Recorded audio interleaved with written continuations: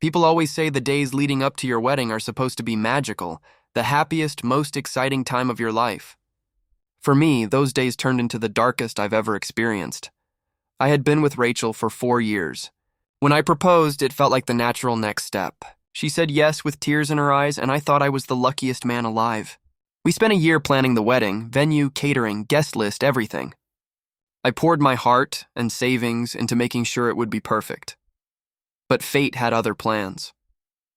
3 days before the wedding, I needed to grab something from Rachel's apartment, our marriage license paperwork, which she had left in her desk. She was at a bachelorette dinner with her friends, so I figured I'd stop by, get the documents, and head out. Her spare key was still on my keyring. I let myself in. I didn't plan on snooping. I didn't want to. But when I walked into her living room, I saw 2 wine glasses on the coffee table, half full. A man's jacket hung over the chair. My stomach twisted. The sound of laughter came from the bedroom. Against every instinct, I walked down the hallway and pushed the door open.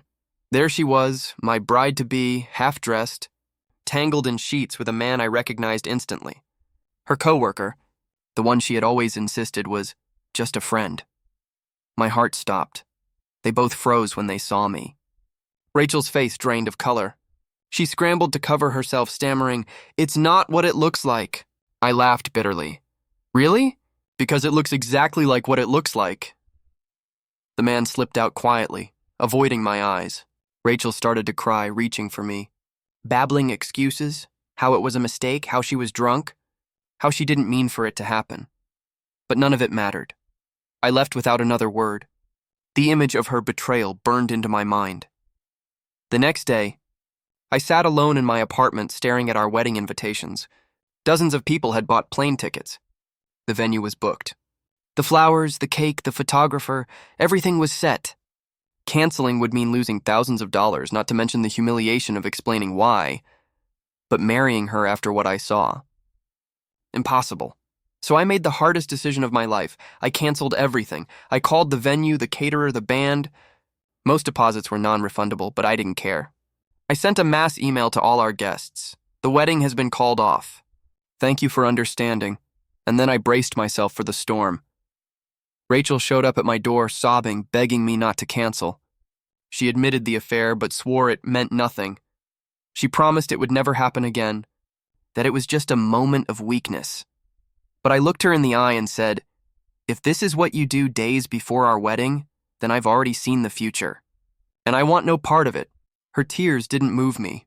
My love for her had turned into something else: disgust, disappointment, anger. The fallout was brutal. Word spread fast. Friends and family were shocked. Some supported me. Some whispered that maybe I should have given her another chance.